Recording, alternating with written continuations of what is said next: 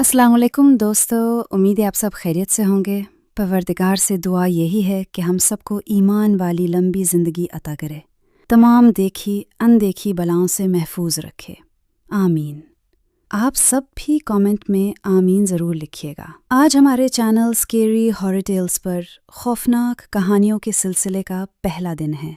आप सबसे दरख्वास्त है कि चैनल को सब्सक्राइब लाजमी करें, कहानी को लाइक और शेयर करें, और अगर आपके पास भी कोई कहानी है तो स्क्रीन पर मौजूद पत्ते पर शेयर कर सकते हैं। आइए चलते ही हैं आज की कहानी की जानिब। अंधी गली का साया। अस्सलाम वालेकुम, मेरा नाम फाद है और जो कुछ मैं आपको बताने जा रहा हूँ वो सिर्फ एक कहानी नहीं है।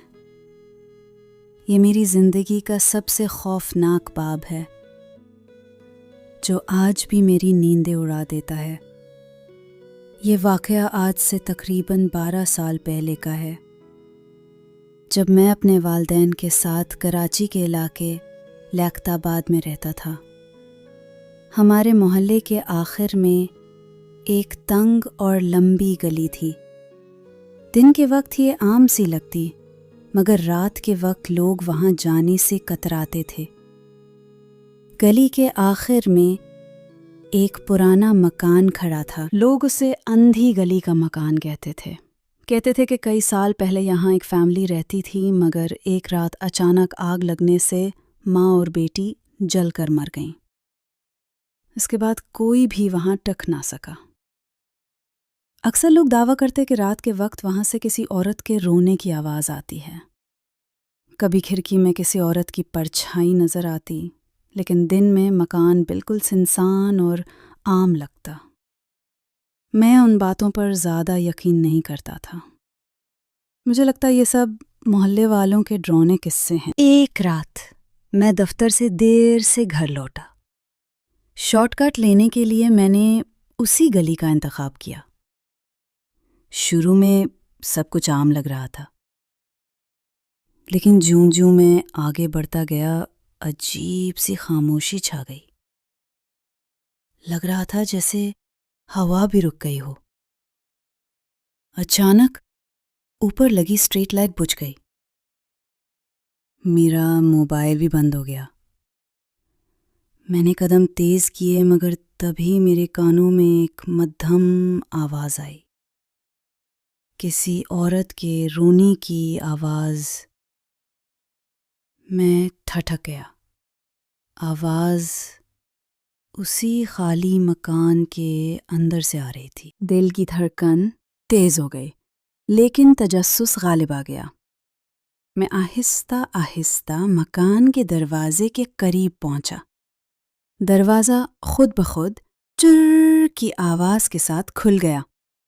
अंदर घप अंधेरा था, लेकिन जैसे ही मैंने झांका, मुझे 2 सुर्ख आंखें घूरते हुए नजर आईं। मैं खौफ के मारे भाग निकला। अगले दिन मैंने अपने दोस्त आमिर को ये वाक़या बताया। वो हंसा और बोला, यार तो वहम में आ गया होगा, आज रात हम दोनों चलते हैं इस गली में। रात को हम दोनों वहाँ गए। गली सुनसान थी, लेकिन जैसे ही मकान के करीब पहुँचे, अचानक हमें साफ सुनाई दिया, अंदर आओ, अंदर आओ। आवाज़ औरत की थी, मगर बहुत मध्यम, जैसे किसी ने सरगोशी की हो। आमिर के चेहरे का रंग उड़ गया। हम दोनों दौड़ते हुए गली से निकल गए। लेकिन इसी रात मुझे ख्वाब आया। मैंने देखा कि मैं इसी मकान के कमरे में बैठा हूँ। सामने एक औरत सफ़ेद कपड़ों में खड़ी है, बाल बिखरे हुए, आंखें सुर्ख। वो आहिस्ता आहिस्ता मेरी तरफ बढ़ रही है और कह रही है, अंदर आओ, ये तुम्हारा भी घर है। मैं चीख मार के जाग गया। पसीने में शराबूर था। इस रात के बाद मेरी ज़िंदगी बदल गई। घर में अजीब चीज़ें होने लगी। कभी कमरे में रोशनी खुद ब खुद बंद हो जाती, कभी खिड़की से सरगोशियाँ आती, और कभी ऐसा लगता जैसे कोई मेरे कमरे में चल रहा हो। एक रात तो हद हो गई। मैं सो रहा था कि अचानक आँख खुली। कमरे के कोने में वही औरत खड़ी थी, सफ़ेद लिबास में। میں چیخنے ہی والا تھا کہ وہ اچانک غائب ہو گئی۔ اگلے دن میرے جسم پر نیل کے نشان تھے، جیسے کسی نے زور سے پکڑا ہو۔ میں اور عامر دوبارہ اس مکان کے قریب گئے۔ اس بار ہم نے محلے کے ایک بزرگ کو ساتھ لیا۔ انہوں نے بتایا، بیٹا، یہ مکان کبھی خوشیوں سے بھرا ہوا تھا۔ یہاں ایک ماں اپنی بیٹی کے ساتھ رہتی تھی، مگر ایک دن مکان میں آگ لگ گئی، دونوں جل کر مر گئیں۔ اس کے بعد سے ان کی روحیں یہیں قید ہیں۔ بزرگ نے کہا کہ رات کے وقت وہاں جانا سخت خطرناک ہے، کیونکہ وہ عورت اپنی تنہائی دور کرنے کے لیے زندہ لوگوں کو اپنی طرف کھینچ لیتی ہے۔ میری حالت دن بدن خراب ہوتی گئی۔ میں ہر وقت ڈرا ہوا رہتا۔ نیند آتی تو ڈراؤنے خواب آتے۔ آخرکار محلے کے مولوی صاحب کو بلایا گیا۔ انہوں نے کئی دن سورہ بقرہ پڑھ کر مجھ پہ دم کیا۔ ہر بار جب سورہ بقرہ کی آیات پڑھی جاتی میں تڑپنے لگتا۔ میری زبان سے عورت جیسی آواز نکلتی، یہ میرا گھر ہے، مجھے یہاں سے مت نکالو۔ آج بھی جب میں اس گلی کے قریب سے گزرتا ہوں تو دل کانپ جاتا ہے۔